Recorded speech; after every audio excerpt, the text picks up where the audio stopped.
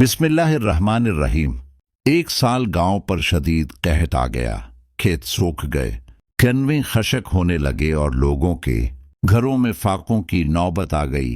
بہت سے لوگ مایوس ہو کر گاؤں چھوڑ گئے، مگر یوسف نے ماں سے کہا، اماں، ہمیں کسی کے آگے ہاتھ پھیلانے کی ضرورت نہیں، اللہ ہمارے لیے تقریباً 800 سال پہلے ایک گاؤں کے ایک امیر آبادی میں حارث چھوٹا سا گاؤں آباد تھا۔ وہ لوگوں کو گاؤں کے لوگ سادہ دل مگر بہت محنتی اور اللہ پر ایمان رکھنے والے تھے۔ اس کے پاس اسی گاؤں میں ایک نوجوان رہتا تھا جس کا نام اگر میرا غلام بن جاؤ تو میں تمہیں یوسف غریب ضرور دے سکتا ہوں، مگر اس کے دل میں اللہ یوسف کا تہجد میں رو رو کر دعا کی، اس کے والد کا انتقال بہت پہلے ہو چکا تھا، تیرے سوا کوئی سہارا نہیں، بیماری کے بعد میرا مددگار لگی رہتی تھی۔ اس کی آنکھوں سے یوسف دن رات محنت کر کے ماں کی خدمت کرتا، یوسف نے دن رات کچھ کماتا، اللہ کا شکر ادا کرتا، جانوروں کو پانی پلایا اور پورے اخلاص سے خدمت کی۔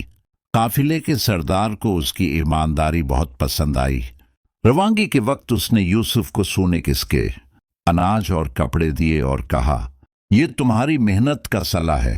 جب وہ گھر لوٹا تو ماں کی آنکھوں میں خوشی کے آنسو تھے۔ پورے گاؤں میں یہ بات پھیل گئی کہ یوسف کی مدد اللہ نے خود کی ہے۔ کچھ ہی دنوں بعد زوردار بارشیں ہوئیں، زمین سرسبز ہو گئی اور قحط ختم ہو گیا۔ یہ سن کر حارث کی آنکھیں بھر آئیں اور اس نے سچے دل سے توبہ کر لی۔ نتیجہ، ماں نے کمزور آواز میں دعا دی اور کہا، بیٹا، جس کا اللہ پر بھروسہ ہو وہ کبھی خالی ہاتھ نہیں رہتا۔ یوسف کا دل کانپ گیا، مگر اس نے سر جھکا کر کہا، میں انسانوں کا غلام نہیں بن سکتا، میں صرف اللہ کا بندہ ہوں۔ یہ کہہ کر وہ خالی ہاتھ واپس آ گیا، مگر دل میں سکون تھا۔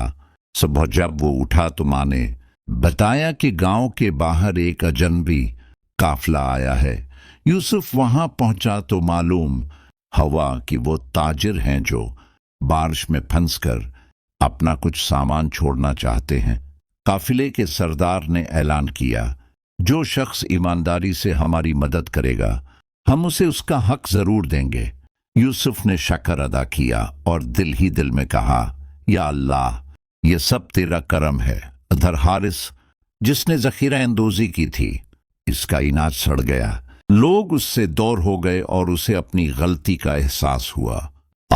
وہ شرمندہ ہو کر یوسف کے پاس آیا اور کہا، مجھے معاف کر دو، میں نے لالچ میں آ کر غلطی کی۔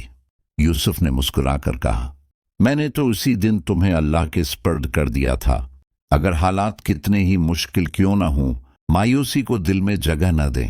صبر، محنت اور اللہ پر یقین وہ دولت ہے جو انسان کو کبھی ناکام نہیں ہونے دیتی۔ اس کہانی سے ہمیں یہ سبق ملتا ہے کہ جو شخص ہر حال میں اللہ پر بھروسہ رکھتا ہے، اللہ اس کے لیے ایسے راستے کھول دیتا ہے جن کا وہ تصور بھی نہیں کر سکتا۔ دنیا کی طاقت، دولت اور انسانوں کا سہارا عارضی ہے، مگر اللہ کا سہارا ہمیشہ کے لیے ہے۔